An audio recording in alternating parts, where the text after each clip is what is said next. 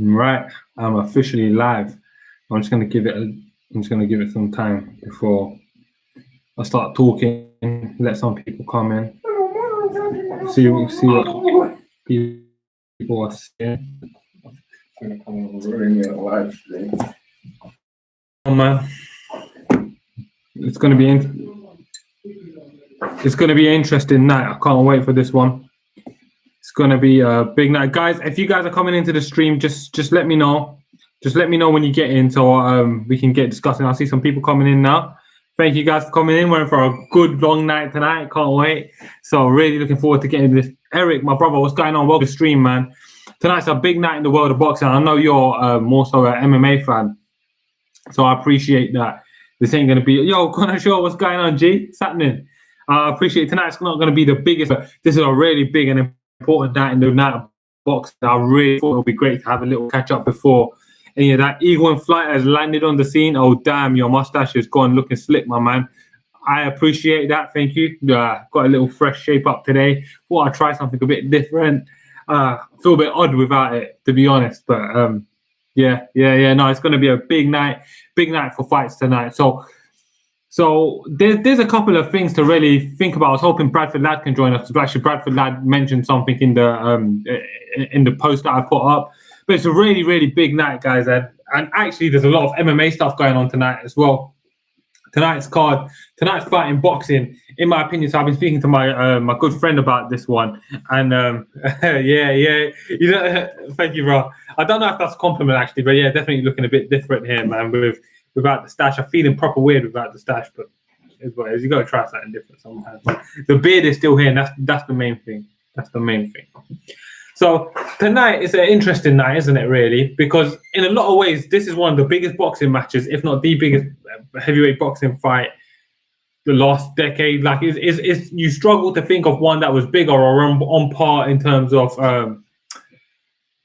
no, not in a bad way. I appreciate that, bro. I appreciate that. You know, it's my boy Casey. He's going to be joining me here, chilling, watching the fights together. So we're going to be talking about the fights a little bit tonight. So Casey, kind of what I was kind of starting off with before I go into the more harder topics of what Bradford Ladd asked us to. Yo, Bradford Ladd, just on time. Not KT, KC, C like Connor. Yeah. What happens next for whoever wins? All right, let's start with that. That's a good question. So what happens next from whoever wins? So we already know that they both have trilogy clauses, yeah? So we know the next for both of them, and whoever wins is going to be each other again. But let's pretend that there's an exceptional one. So we'll start with Wilder, then we'll go with Fury. So let's say Wilder wins and Fury's injured, so he can't have the trilogy fight.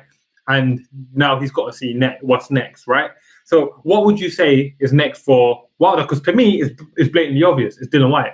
It's Dylan White if Dylan White gets past Povetkin. But you know, Eddie Hearn and AJ are gonna start talking again and say no, and offer they're gonna offer crazy deals. They know they missed out. They can offer all the deals they want. I think the right thing next for boxing, for sport, for Wilder, for us fans, is got to be Dylan. And I say that's a huge Dylan White. There's like a count on the days he's been waiting. He's been mandatory. Essentially 3 years, right? Yeah. So he's been essentially mandatory ever since he knocked out Lucas Brown. When did he knock out Lucas Brown? That might have been 2 years ago, actually. But essentially, since he knocked out Lucas Brown, he's been mandatory. But it's got to be Dylan White for Deontay Wilder. And if Tyson Fury wins, things get a little more interesting. And let's say Wilder's not available to take the trilogy. Tyson Fury said that he's got 3 fights left, and he said who he wanted to fight. Who did he? Dylan White. White, he said Dylan White, Anthony Joshua, and Deontay Wilder. So including this is 3 fights. Okay. But actually, for him, it will have to be Dylan White as well, because Dylan White's mandatory still. Yeah. So no matter what happens, if they're not fighting each other in a trilogy, and I think AJ's going to be tied up by then anyway. Yeah, so AJ will be tied up with probably Alexander Usyk or Pulev at the time. So that's probably what's going to happen with that. Yo, Bradford Ladd, what's going on, brother? We'll come on to your question in a minute, actually. We had a little chat about it, but yeah, we'll get into it. MMA Analyzer, great to hear from you, my man. Can't wait for this fight, 5 a.m. Stay up, though. You know what?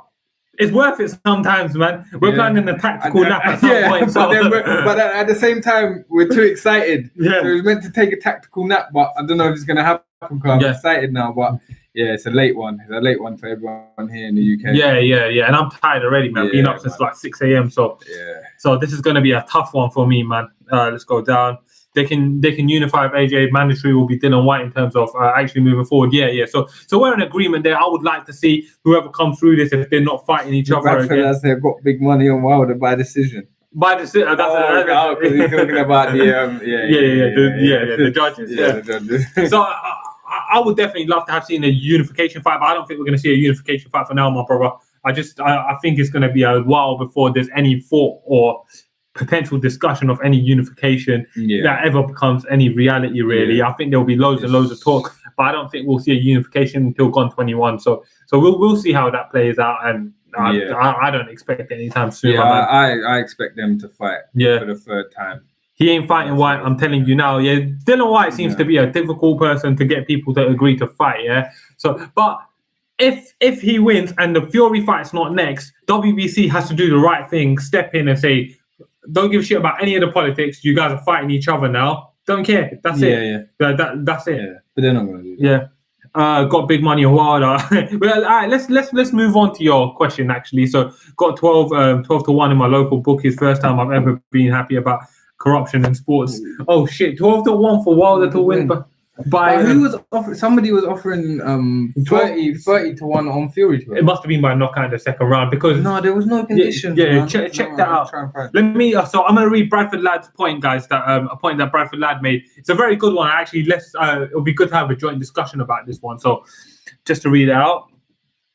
So to start with, the judges for the Fury Wilder fight, all American. The first one's under investigation for corruption, and they're the same 3 exact judges that robbed GGG in the second Canelo fight. On top of that, the ref is known for calling fights early. So that's an interesting one there, yeah? So that highlights a couple of issues. Firstly, there's a horrible conflict of interest. Any line of employment, if you're under investigation, you shouldn't be allowed to work in any sensitive area or any key area. Especially in a fight that had a big controversial decision the first time. Yeah. So that is an absolutely disgusting bit of information there. Very, very, very disappointing from the Nevada State Athletic Commission. But then that's a commission that's known for corruption. From the way they operate, the whole ethos is completely unethical. So didn't they move a fight there for Jones? No, so there was Jones was gonna fight there. The picogram came up, and then they moved to California. Okay. But there's so much stuff that commission lets people get away with. Like John Jones gets to fight with the pico in his system. The picogram is a bit of a meme in the MMA community, but it's just ridiculous at this point. A corrupt judge. Are you sure Fury team hasn't bought him though? You know what? They should. If that's an opportunity, they should reach out. Hopefully. I'm hoping for the right thing for boxing tonight. I'm hoping that none of that matters. I don't think it would be very hard to steal a win for Wilder on a decision just because of the style. Yeah, Fury. I don't see how it would be like. It depends, though, innit? It depends. It depends on how the fight plays out. So he might not necessarily get the knockout, but he could get multiple knockdowns, and then based on the multiple knockdowns, that could win him the round. So Wilder's not stylistically a fighter that wins by decision. They did it last time, bro. This is true. They did exactly that. They did do it last time. So, and Wilder's not someone that's stylistically going to win a points fight anyway, just the way he fights. But if it is to play out like that and it's to get to that point, then we're going to be seeing an interesting fight where you could really question how that's going to go. So I that is something that I'm really worried about. So let's see how it plays out. Secondly, Tyson sticking it on him. He can easily make it look like someone's not defending. The judge just stopped it early. Sticking it. Secondly, Tyson sticking it on. What did you say? He can look like someone not defending. The judge stopped it early. No, that's true. I think I understand what you mean, though. I think I understand, but definitely do rephrase. But I think I get it. But just before I respond to it, I just want to be clear. I do get it before I make a fool of myself. But also tonight, if you guys are looking for something to watch while you're waiting for the fights to play out, Paul Felder's fighting Dan Hooker in a UFC fight. That's going to be a big fight, so we'll put that on shortly. So that's going to be a great thing to watch as well. It's still relatively early, I think. So that's going to be a great thing to watch. It's got a great action-packed night. Loads of fights going on.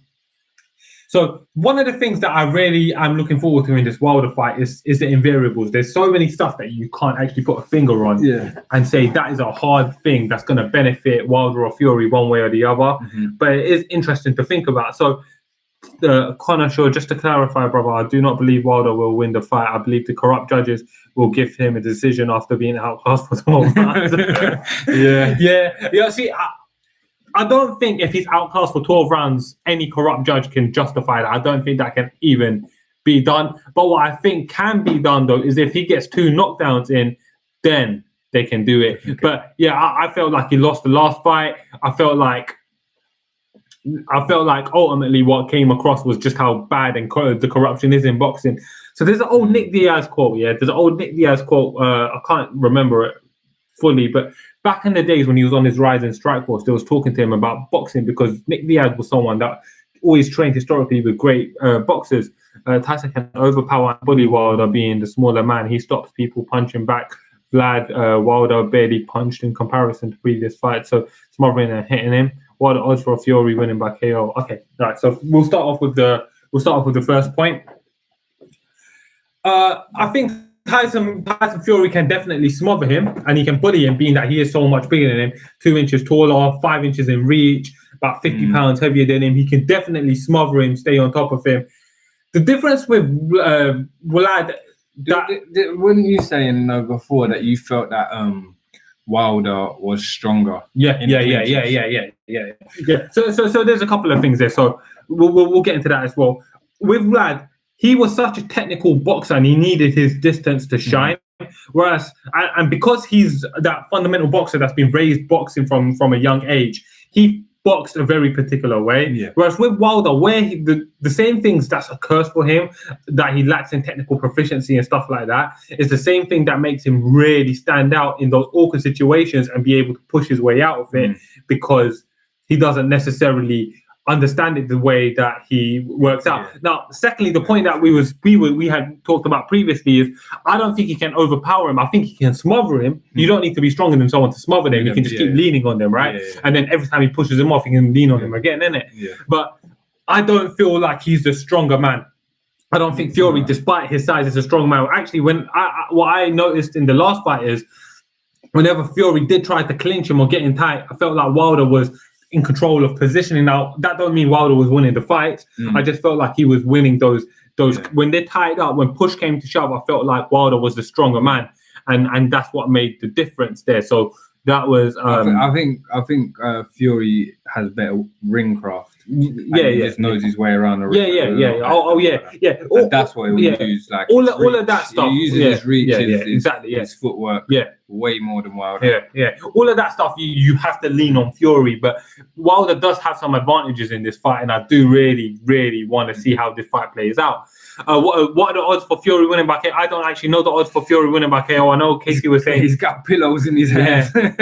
Casey was saying he saw somewhere 30-1. I don't know what those odds related to, but if I had to venture a guess, the guess would be that that's for Fury to win by KO in the second round, because that's what he had said. Yeah. So I'm guessing they put an odd on that, and that's a very ridiculous odd. Yeah, but like we were saying earlier, this fight you keep going around in circles, because Wilder could come out swinging, knowing, you can't hurt me, you didn't hurt me in the last fight. You got like he says, you got pillows for fists. To come out swinging and just get caught, because at the end of the day, Tyson Fury's 19 stone man. And he can definitely knock somebody out. Exactly. So we might see it.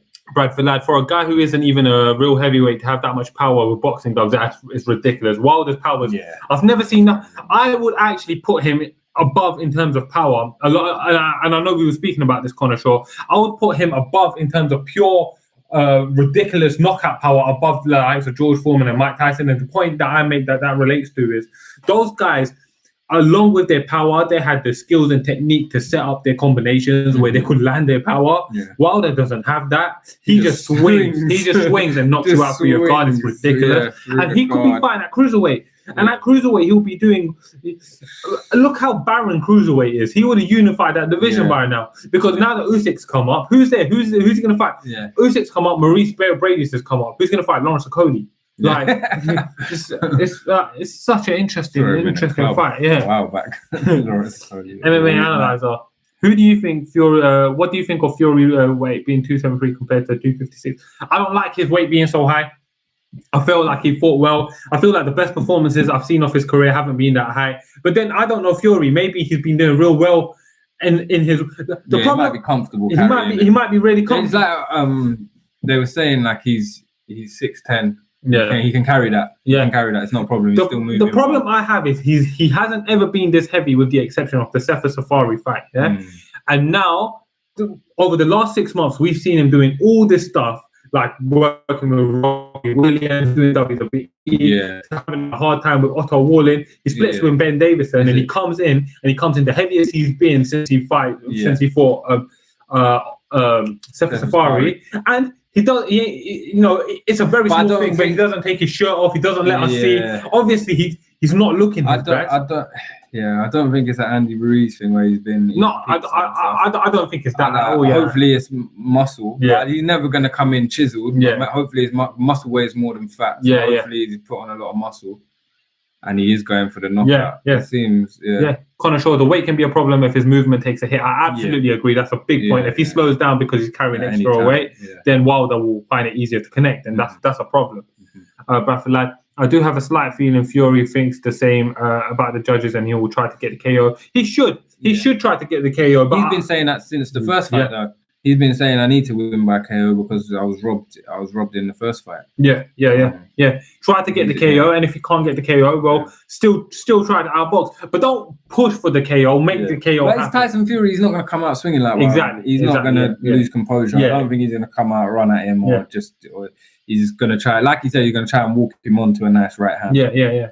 Agree. If he comes out looking for a finish, throwing punches, shot and being reckless, can really see him getting knocked out. Yeah, agree. That's what you were just saying just now. Yeah, definitely. So I hope that doesn't happen, but it's a real possibility. And that's always a possibility in the fight game, man. Especially when your opponent's Deontay Wilder. Yeah. When your opponent's Deontay Wilder, the possibility of getting knocked out is significantly higher than otherwise. So Link. Yeah. What does he say? He's like, I've only got to be perfect for 2 seconds. Got to be perfect for 12 rounds. Yeah. And it's true. Yeah. We've seen it time and time again. Like the beating he was getting from Ortiz, and then pow, done. Finished. Yeah. He said that, but let's be real. Fury talks wild 90% of the time. Facts. Yeah. I think that's what I love Fury. I think he's a master at mind games as well. So this whole I'm gonna come out, not stop him in the second round, and just get the job done. I don't know what he's trying to achieve from it, but he has a plan. He has a plan. And I personally, you didn't feel it, but I personally felt Wilder was a bit rattled in the final press conference. Interested to know what you guys think about that. Actually, do you guys feel like he was a little bit rattled? Yeah, I don't think it's like anything to affect him, but he just seemed a bit. He just seemed a bit rattled. I know he's a confident, like outrageous person anyway, but he just seemed a bit more. He's pushing it a bit more. I feel like Fury's in his head. Yeah. With Tyson's boxing ability, if he has the power, now Wilder's ready in for it for this fight. Nothing more than I completely agree. So if he's brought power along with him this time, and Wilder starts feeling those zing, and he don't feel confident to just sling out there, he's like that. Well, we got it. I don't know. The little loop on BT box office. Yeah, they keep showing that left hook. Fury gives him. If there's a bit more sting in those ones and those straight rights, then he's not going to want to come. My brother Mike from MMA with Friends has just jumped on the stream. Thank you for joining us, bro. While you're here, I did see you calling me on Skype. I'm going to ring you back when I get off the stream, obviously on the stream right now. I'm definitely going to be looking to jump on your live stream and we can talk about this fight as well. It's a big fight. We've got tons and tons of stuff to say about the fight all night. So don't worry about that. Look forward to it, guys. If you ain't never checked out his channel, check out his channel. Mike from MMA with Friends, really great guy as well. So yeah, thanks for jumping in. Bradford lad, I didn't watch the press conference. If you didn't watch the press conferences, you didn't watch it. Whether or not he's, put it this way, maybe he is worked up. Maybe Fury has got a bit of rent in his head, But whether he has or hasn't, it's going to play out tonight anyway. So let's see. I don't think he'll step into the ring. I think Deontay Wilder gets into that zone. Takes on the persona of the bronze bomber, and everything else is left to the side, and he'll come and bring his A game. I don't think it, but he did. To me, he seemed rattled. I think Wilder's been rattled since the first round of the last fight. Loads of comments saying Tyson Fury's been living rent free in Wilder's head for the last 2 years and stuff like that. I think I definitely think he's been rattled since that 12th round. Yeah, that's scary, man. Yeah. If you hit someone like that and everyone else you've ever hit like that goes down, stays down, good night. And then the man gets back up and doesn't just hang on to you for the remainder of the round, because it's the last round. He could have. He's right now watching it. He put his hands down behind his back and started bobbing in front of him again. Like, that's kind of scary. Yeah. I think they both got things to be scared of. Yeah, I think so. Yeah, that's what we were saying as well. We don't want them to be scared to engage because. Have you ever seen this MMA fight between Francis Ngannou and Derek Lewis? I don't know. The last thing, if you have seen it, it was the worst, shittest fight I've ever seen in my life. And it was essentially because they were so scared of each other, and nothing happened that entire fight. It was so bad. Two really dynamic, exciting fighters. It was god awful, man. Found the setup of them really shit with the moderator person constantly. But I hate that about boxing. I feel like boxing press conferences are complete garbage. Like their setup of them is such trash. It was rubbish. The guy in the middle did one. He said one thing.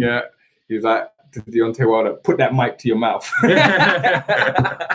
thought that was funny. Like, what is that? Put that mic to your mouth.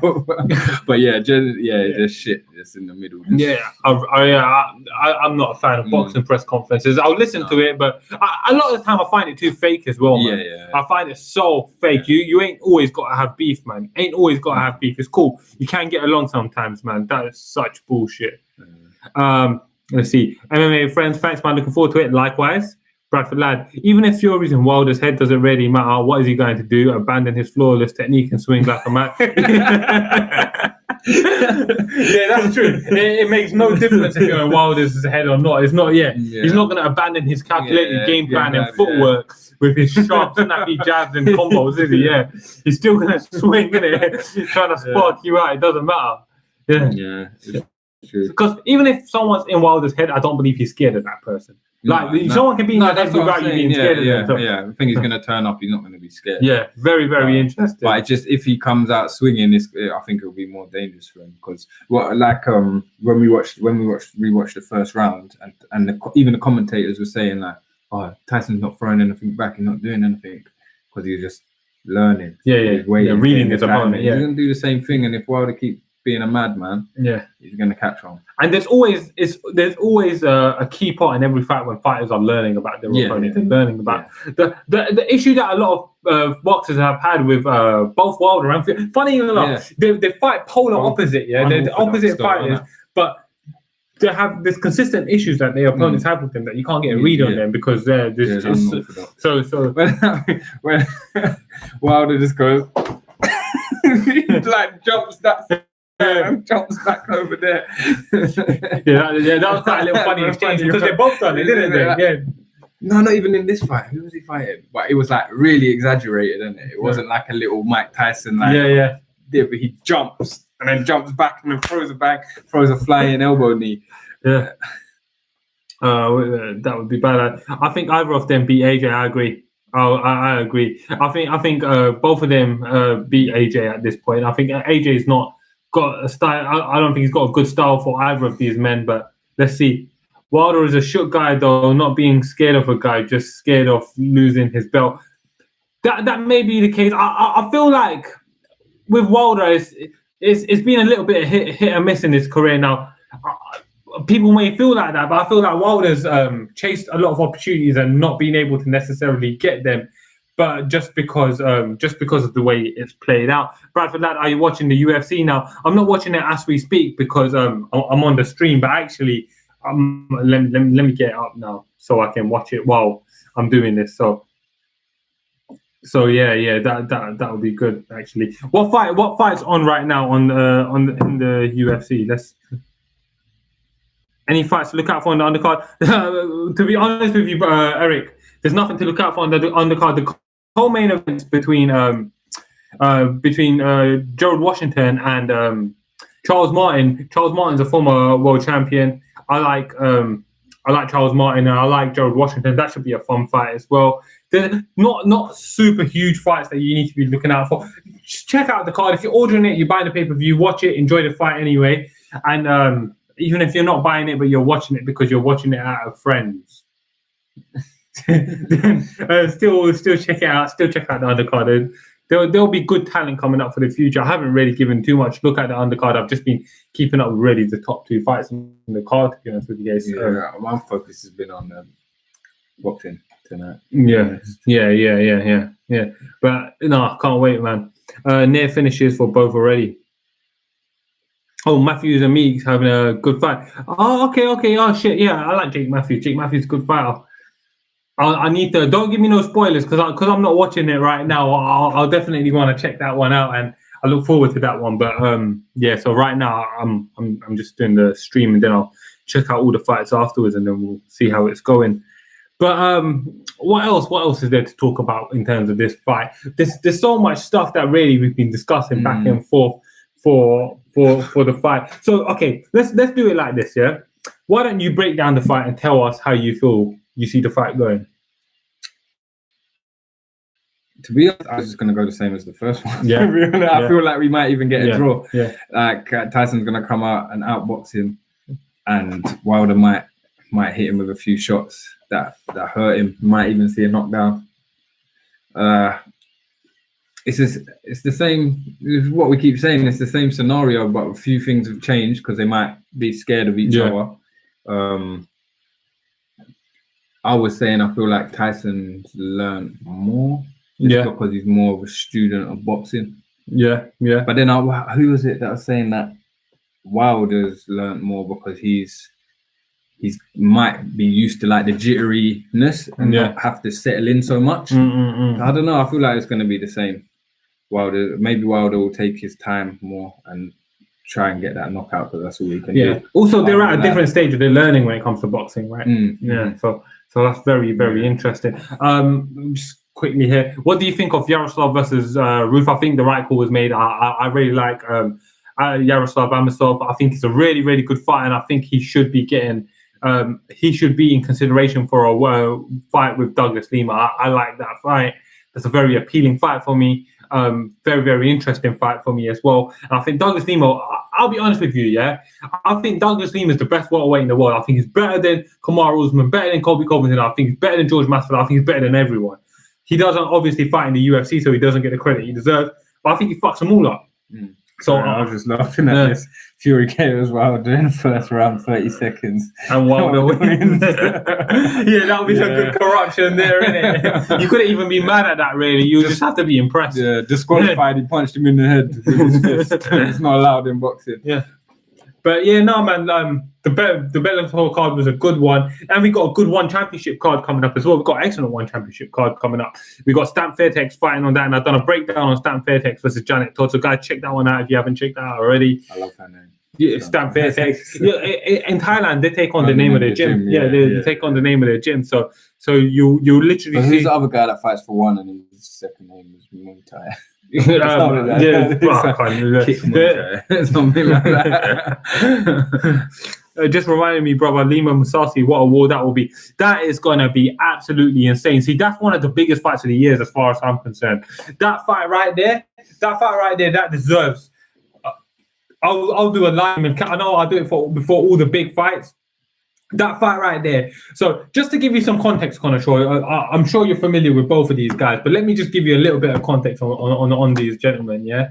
So you got, firstly, you got Gegard Mousasi. Gegard Mousasi, who's one of the greatest fighters of all time. And I don't say that as hyperbole. I mean that the dude's 46 and 7. He's been around since he fought in Pride. He's taken out everyone from Mark Hunt all the way to Rory McDonald, everyone in between. He left the UFC on a 5-fight winner streak. He won world titles in Dream at light heavyweight and middleweight. He won world titles in Strikeforce at light heavyweight. He won world titles in world title in Bellator. He was a top contender in the UFC.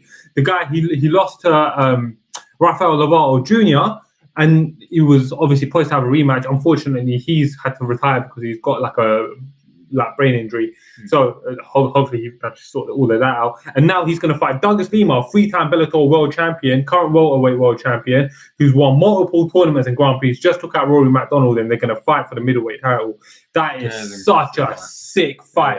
That is so cold, man. And when they collide, the stylistic matchup is so mouth-watering as well. I would pick Douglas Lima over everyone, and I would pick Gegard Mousasi over most everyone, including Rafael Lovato Jr. in a rematch.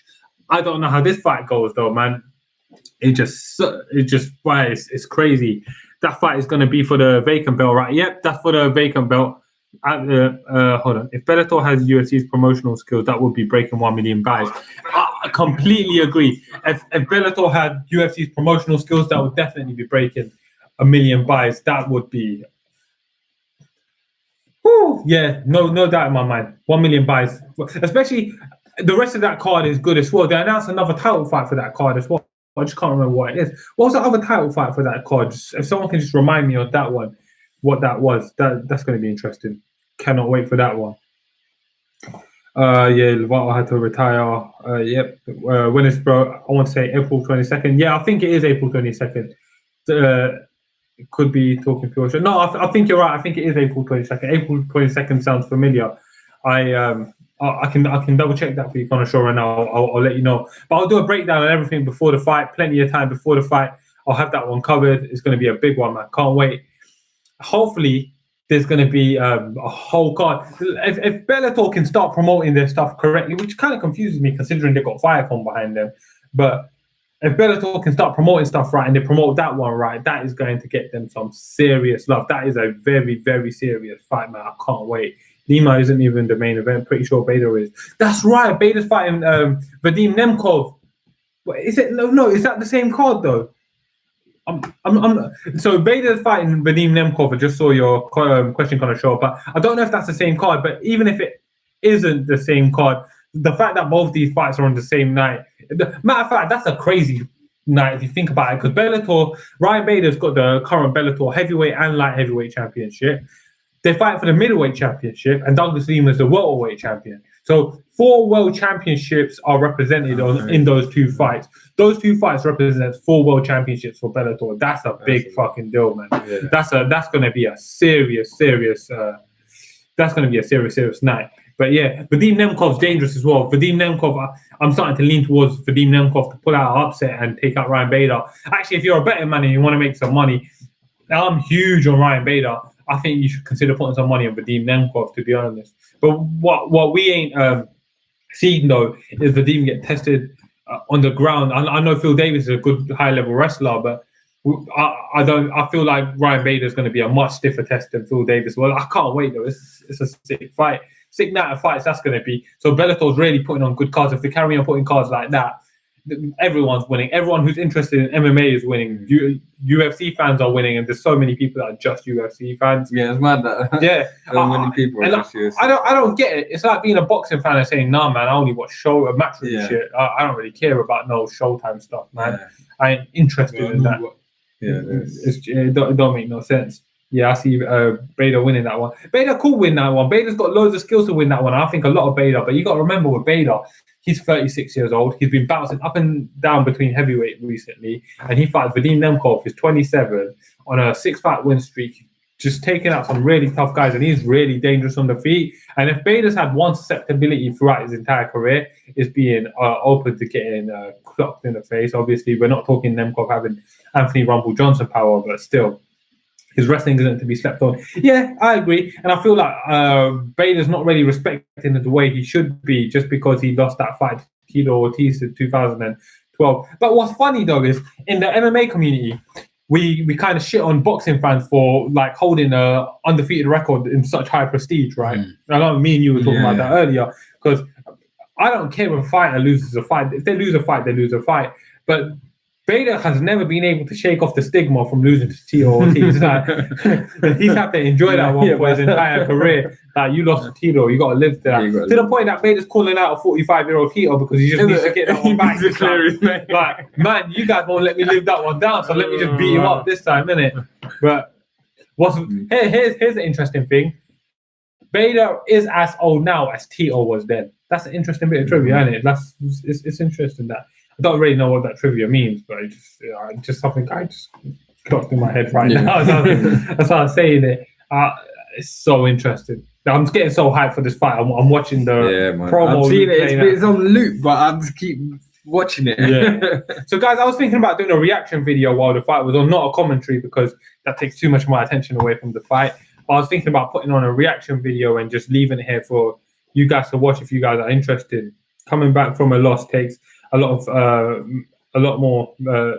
mentally more than physically. Yeah, I agree. Yeah, and in that is something that's incredibly endearing. So when you see a fighter go out there, give it his all, take that loss, and he's trying to rebuild, but you have to see him rebuild from the scratch.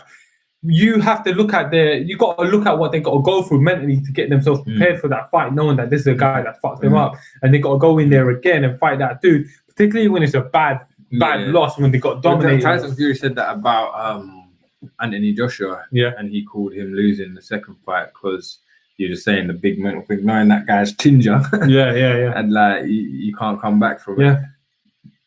But it's so endearing, it's so impressive to me that if someone was, let's say Floyd Mayweather was 51-1 and he had revenged that one loss, that to me would be more impressive than being 50-0 and having.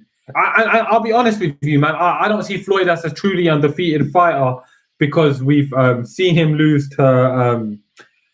In my opinion, he lost to Oscar De La Hoya. He could have lost to not Sergio Martinez. What was his name? Marcus Ray Maidana. Those are two fights that I believe that he probably should have lost. And there's other fights on his record as well. So it's very, very interesting with that. So it's interesting. Where are we? Tell that to Silva after the Weidman fight. Exactly. Yeah, that's another good one. Or Luke out cold after Bisping took his chin. Yeah, that's true. Sometimes a loss can just finish you, and that happens a lot in MMA. But that's why it's so like impressive. The mental thing, isn't it? Because it's probably more the mental thing than the physical. Yeah, and that's why it's so impressive when you see these guys come back after losing those fights. So it's ridiculous. The mental fight for Silva was a lot more, bro. I guarantee it. Yeah. It's a hard battle. I definitely think for Anderson Silva coming into that second fight, it might have been very physical as much as mental, because Anderson Silva probably in some way recognized, I could have won that fight if I just didn't drop my hands and start fucking around like that and get caught with that hook. There could have been mental gymnastics that he played.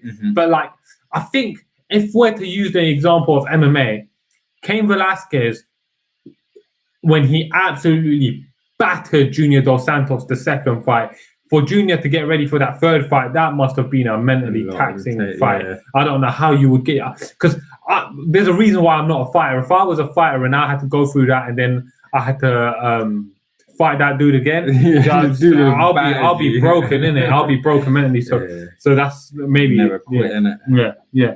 What's up, Batty boys? I'm sidestep that one. GSP knew a thing or two about coming back from back after. That's why GSP is the greatest fighter of all time. GSP is the greatest mixed martial artist of all time, and there's no one that's even close to that mantle, in my opinion. Demetrius Mighty Mouse Johnson was on a good path to get there, but he just hasn't had the opportunity to shine against the talent that GSP did. GSP is the number one fighter of all time for everything that he's done and achieved. Boxing records are shit anyway. You can go 40-0 with no hard opponents. Yeah, it's ridiculous, man. Like, you look at Errol Spence right now, he's 25-26-0. Everyone sings his praises about how great he is and how he's one of the pound-for-pound best. But the dude's fought no one. His best win's over Sean Porter, which is a good win, but he's got 2 world titles to his name and he's considered one of the pound-for-pound best in the world. And I'm a huge Errol Spence fan. But who's Errol Spence fought and beat?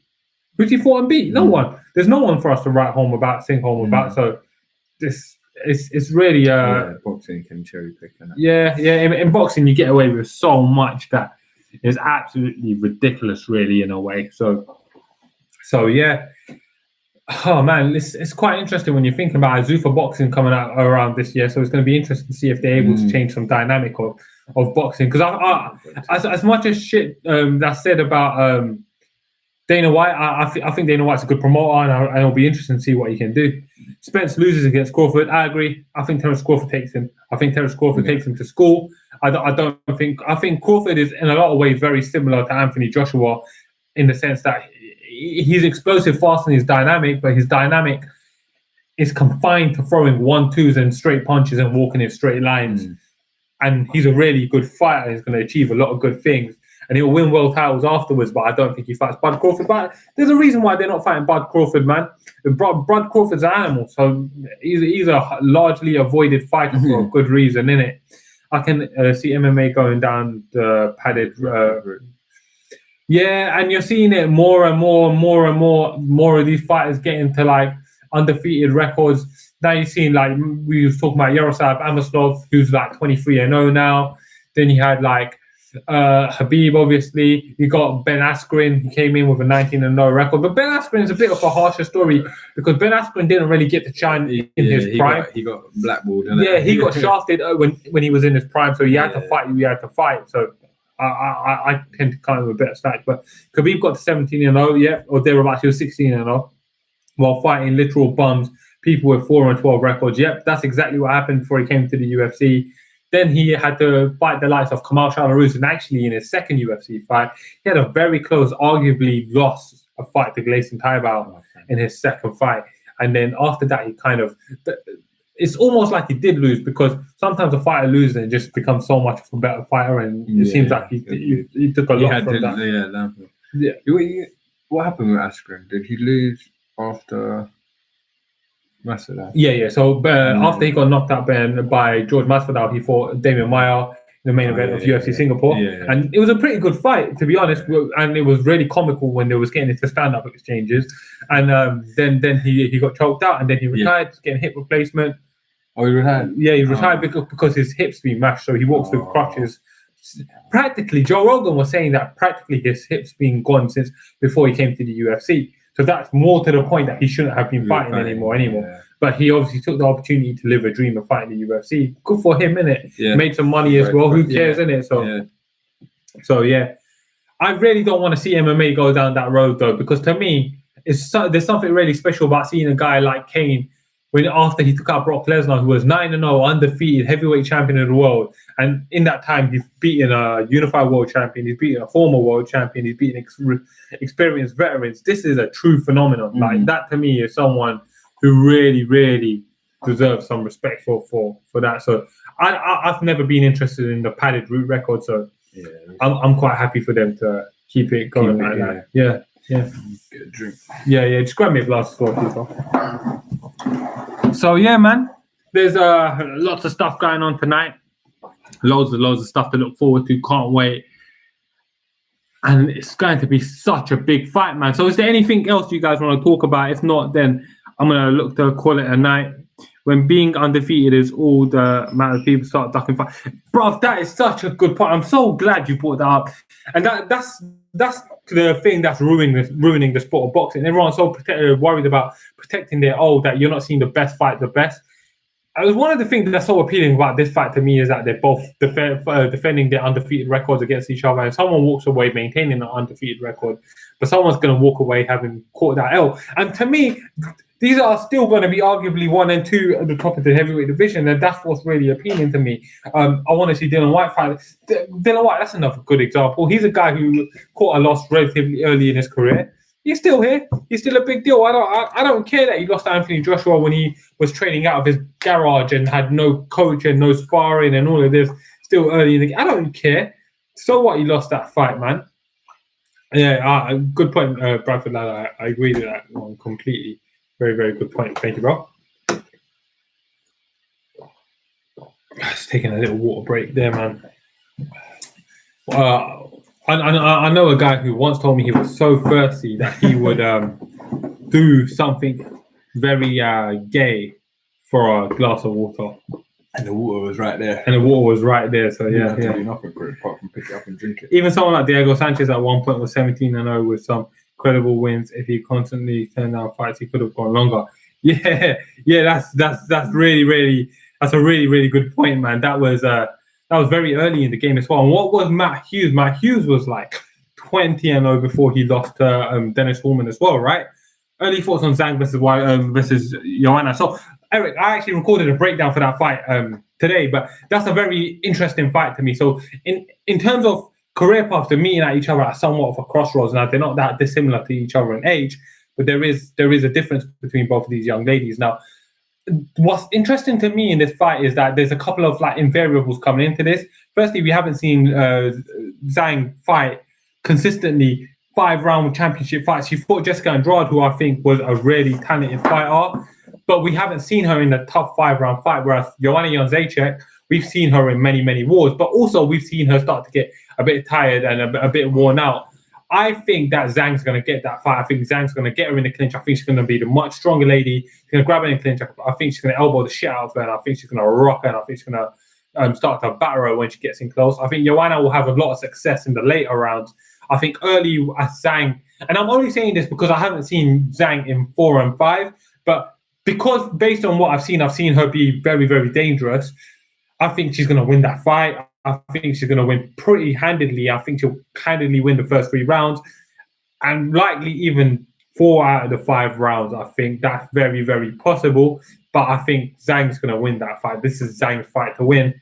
And the people of China deserve this, deserve a champion that they can look at, especially with the ongoing epidemic. I kind of touched on that in the video that I've done today. So, yeah, since we're giving spoilers, I got Zhang by submission. Yeah, spoilers out here for our predictions, man. That's what's going on. But you know what? Sometimes the prediction's not about the final predictions. It's about the thought process. So I know when I watch your predictions, Eric, I really enjoyed the battle that you go through with yourself and sometimes the P-Rod, and you're discussing through and you're flipping it and you're talking about both sides.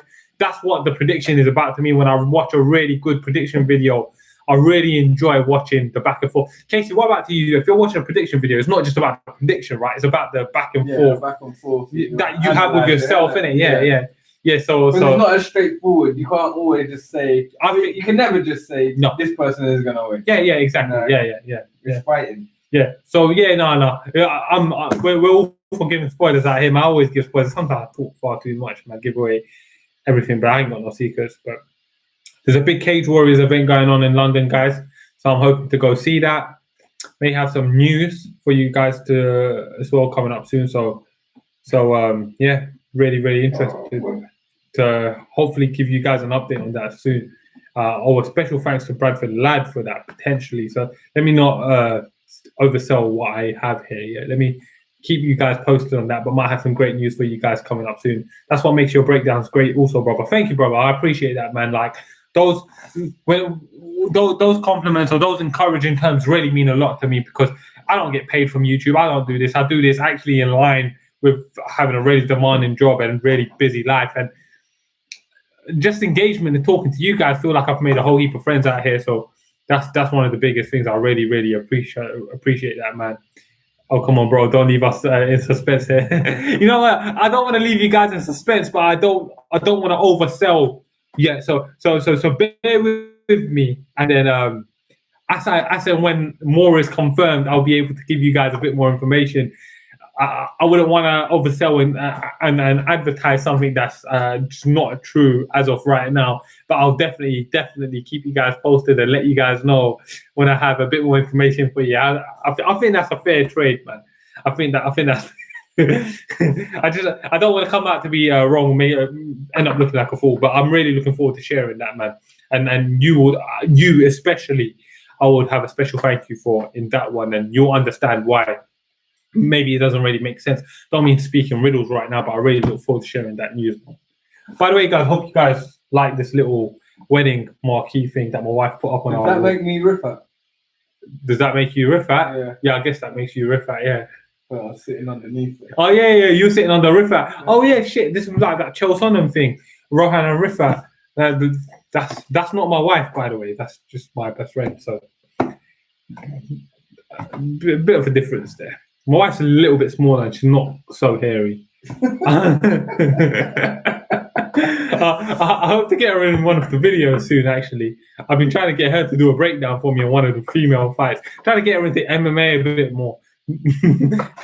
Yeah, that's not going as well as I would have thought it would have, really. But yeah.